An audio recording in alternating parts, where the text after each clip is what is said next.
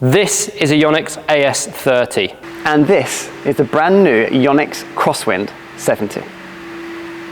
Now, our goal of this video is to put this shuttle through some rigorous tests and see how it compares to a good feather shuttle.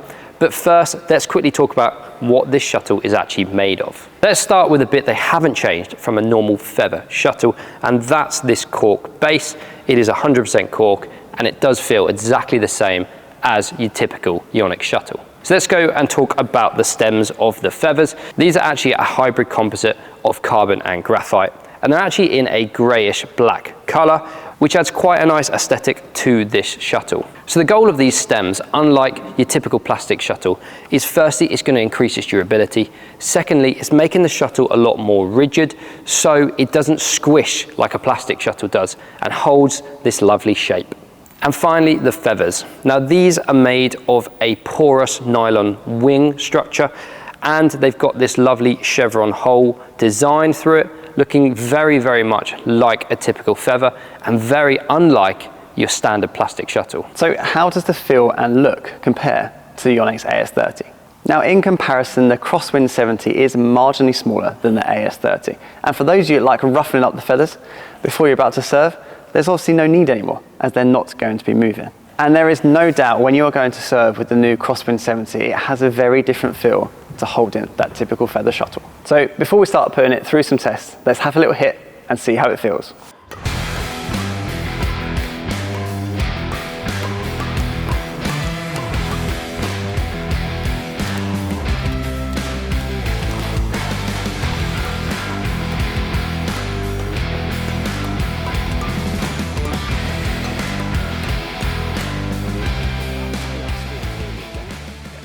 So the first thing you notice is the sound of the shuttle. It's a lot more high-pitched and very different to that ping you're used to hearing off a feather shuttle.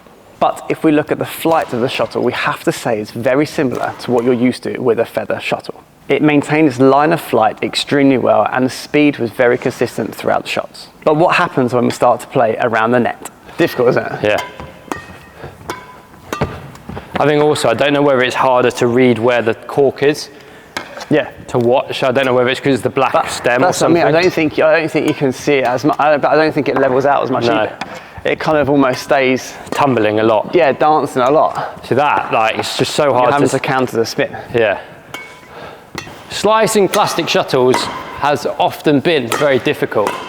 And the one thing we've noticed here, when I reverse it, is it sometimes has this little kick off the strings and almost fires slightly more into court than I'm expecting. Not all the time, it's a little inconsistent, but definitely not something where I'd say that's the way I've contacted the shuttle.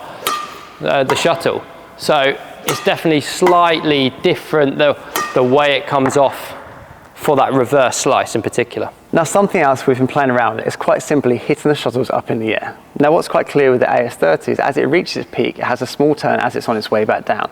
However, with the Crosswind 70, that is much more accentuated. So the main thing the shuttle needs to be is durable. So let's put it through 3 vigorous tests to see how it gets on. So test number 1 is the smash test. Now, with a normal shuttle, if you're hitting lots and lots of smashes, the shuttle deteriorates and often a feather even breaks. So what we're going to do with both these shuttles, I'm going to hit a lot of smashes with both. We're going to see how long each of them last.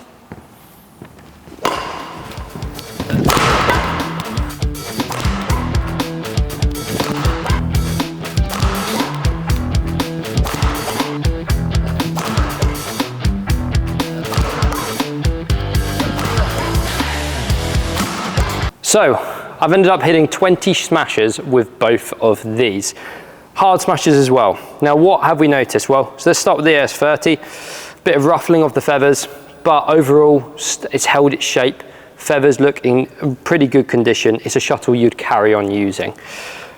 Over to the Crosswind. Now, I'll tell you what, it's held its shape once again really, really well. The main thing you naturally notice is these little feathers they've got here are starting to tear slightly, but that hasn't really affected the flight any more at all. And all the feathers hold their shape and the stems are in good condition as well. So it's a win for both of these on the smash test. So test number 2 is the slice test. Now, slicing the shuttle can really affect the feathers, cause them to break and really ruffle up. So let's see how the Crosswind lasts with this one. And just a note, for durability's sake, we're using the exact same shuttles as the smash test and see how they deteriorate through every single test.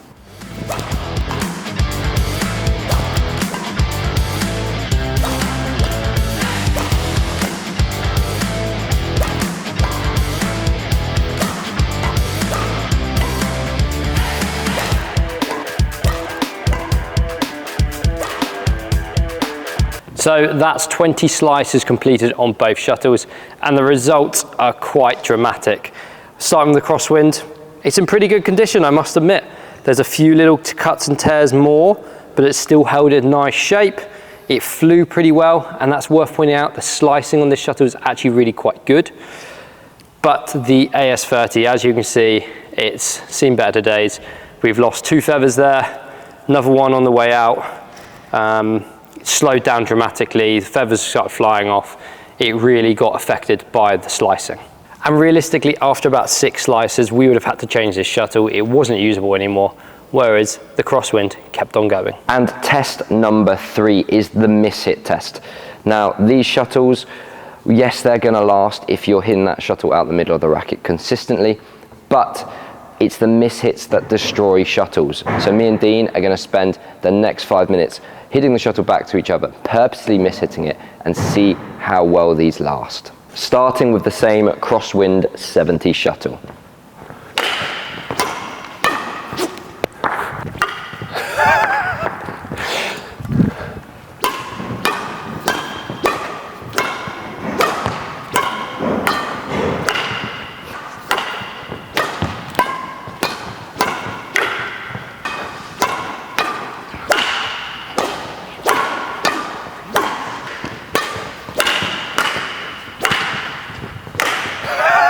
Off the top.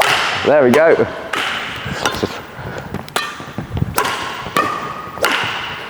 Now, yes, that was an excessive amount of mishits, but sometimes one mishit can ruin a shuttle. So let's see how they got on. So let's look at the Crosswind 70. Now, what happened during those mishits is one of the feathers, because they're quite flexible, got stuck in the feather next to it. Now, we assumed it was broken, but actually it's still regained its shape extremely well.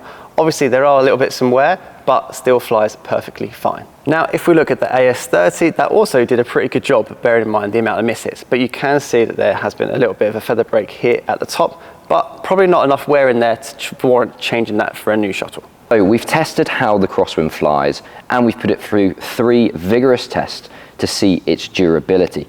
But what is our overall verdict? So overall, we were extremely impressed with the Crosswind 70 and flies very, very similar to a normal feather shuttle. And I think a really important factor to talk about is, whilst this is technically a synthetic plastic shuttle, it doesn't fly like one, it doesn't feel like one. It feels far more like the feather shuttle, and that is what they've been trying to do. Now, the big question that all of you are thinking about is it durable enough to replace a feather shuttle? And our answer is yes. If we look at our testing, which is some abnormal conditions and extremely vigorous, we are still using the same Crosswind 70, whereas we're on to our second AS30, and it already has a minor break. Now, with the cost of feather shuttles going up so much, it's probably extremely likely that the badminton world is going to have to move this way at some point. So even though there are some minor differences, the Crosswind 70 does a very good job of replicating a feather shuttle. And it's only natural that you are going to compare the 2 shuttlecocks. However, if you started using these Crosswind 70s for 3 months, would you really remember what playing with this actually felt like? And now the big question, how can you get your hands on these? Well, they are slowly being rolled out across the world. It is slightly difficult at the moment, but there more and more will become available, and we would recommend you buy a small tube first, test them, see how you like them, and then go from there.